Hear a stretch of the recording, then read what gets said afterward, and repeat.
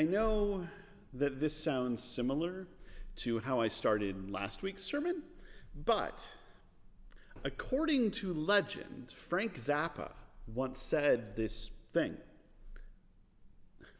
You see, a long time ago, way back in the 1980s, there was this group called the PMRC, the Parents Music Resource Center.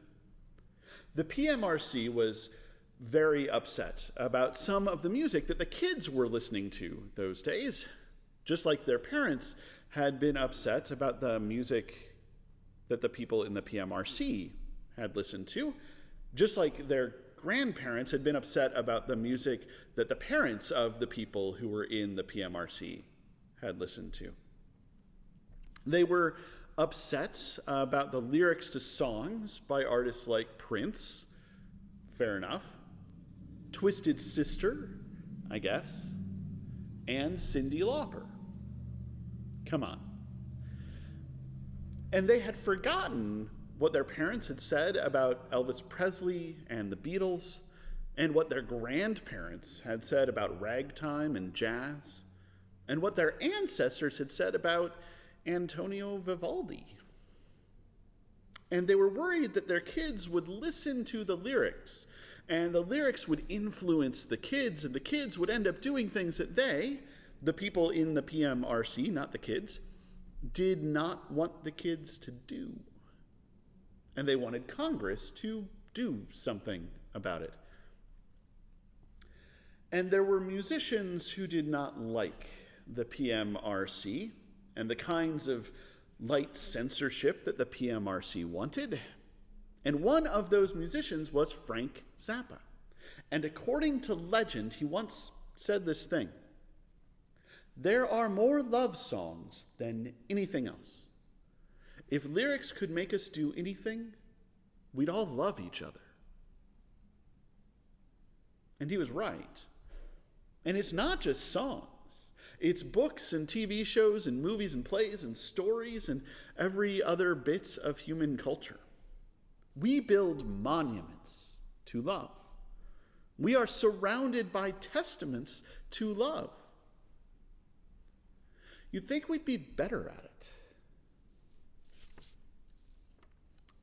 It is officially summer.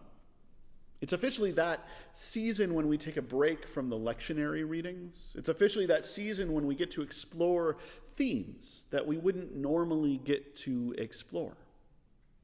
And this summer, we are doing 2 sermon series, and they're kind of intertwined. You see, 3 times this summer we'll have a worship service out at Tioga, followed by a service here, and those 3 Sundays we'll have a sermon series called Why Church. And during the rest of the summer, more or less, we'll do something kind of like the thing that we did last summer. Last summer, we had a new banner, and I preached about the themes that were written on it. Be the church. Protect the environment, care for the poor, forgive often, reject racism, fight for the powerless, share earthly and spiritual resources, embrace diversity, love God, enjoy this life. And this summer, we again have a new banner, and I'm going to preach about the themes that are written on it. But for some reason, when I was getting things ready and planning things out, I got things out of order. So I'll be preaching on this. Be a blessing. Lead with love. Pray often. Practice peace. Give thanks. Be joyful. Be kind. Do good. Have courage. Work for justice. Be the light. Encourage others. And that means that this week we are talking about this. Be a blessing. Lead with love. In the Gospel according to John, on the night that he is betrayed, Jesus speaks to his disciples. He tells them that they cannot follow him where he is going. And then he creates a new commandment and shares it with his friends, saying, "Love one another. As I have loved you, love one another. That is how people will know that you are my disciples, by how you love one another. And the disciples miss it. Simon Peter jumps right to asking him, "What do you mean I can't follow you? I would do anything for you. I would lay down my life for you. I am totally gonna follow you." Guy thinks I can't follow him.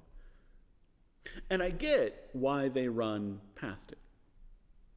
I get why it gets lost in the rest of the very long speeches that John's Jesus gives. It's a big ask. It's a heavy lift.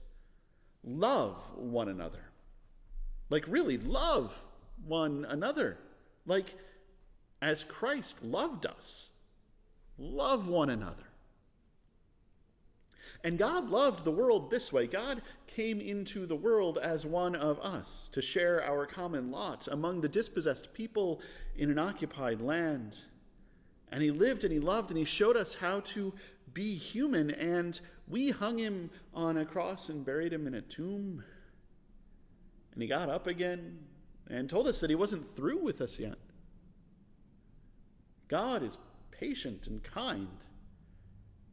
God does not envy or boast. God is not arrogant or rude. God does not insist on their own way like some kind of divine tyrant. God is not irritable or resentful. God does not rejoice in wrongdoing, but in truth. God bears all things and believes all things and hopes all things and endures all things for the sake of the world that God loves. And God invites us into that. Love one another as I have loved you. Love one another. Love one another that way. Guy thinks I can't follow him. He may be right. Frank Zappa was right.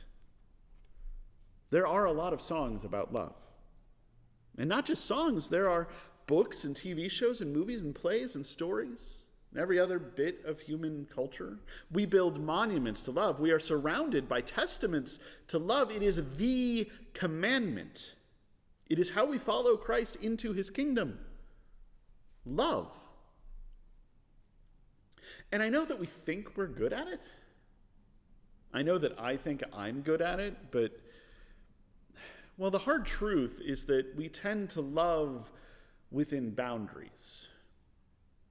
We build walls and set up barriers. And then we forget that they're there. And inside those walls, we love.